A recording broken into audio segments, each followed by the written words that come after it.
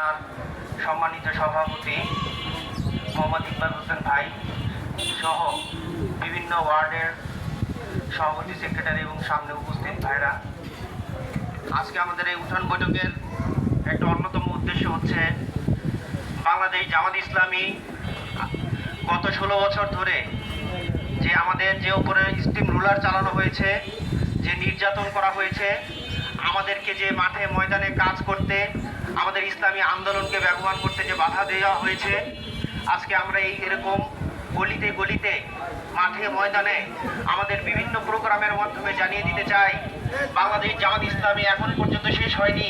বাংলাদেশ জামাত ইসলামী এই রাষ্ট্রে ইসলামকে বিজয় করা পর্যন্ত এই বাংলার জমিনে বেঁচে থাকবে। প্রিয় ভাইরা, আমাদের উপরে যতই অন্যায় আসুক, আমাদের উপর যতই নির্যাতন আসুক, আমরা দেখিয়ে দিতে চাই আপনাদের ক্ষমতা শেষ। আপনারা এই বাংলার জমিনে তিলে তিলে ধ্বংসাত্মক একটা বাংলার জমিন তৈরি করেছিলেন, কিন্তু আগামীর বাংলাদেশ বাংলাদেশ জামাত ইসলামীর বাংলাদেশ। জামাতকে ক্ষমতায় আনার মাধ্যমে আমরা তাদেরকে দাঁত ভাঙা জবাব দিব ইনশাআল্লাহ। প্রিয় ভাইরা, আপনারা যদি আমাদের সাথে থাকেন এবং আগামীতে বাংলাদেশ জামাত ইসলামীকে ক্ষমতায় আনার জন্য দাঁড়িপাল্লা প্রতীকে যদি ভোট দেওয়ার মাধ্যমে আমাদেরকে সুযোগ করে দিতে চান, সুযোগ করে দিতে পারেন, তাহলে ইনশাআল্লাহ আমরাও কথা দিলাম এই বাংলার জমিন হবে ইসলামের জমিন।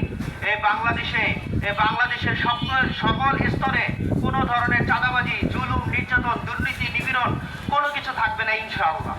প্রিয় ভাইরা, আমাদের নেতৃবৃন্দ কথা বলবেন, আপনারা থাকবেন। আপনাদেরকে প্রোগ্রামের শেষ পর্যন্ত থাকার জন্য আহ্বান জানিয়ে আমি আমার কথা এখানে শেষ করছি। আসসালামু আলাইকুম।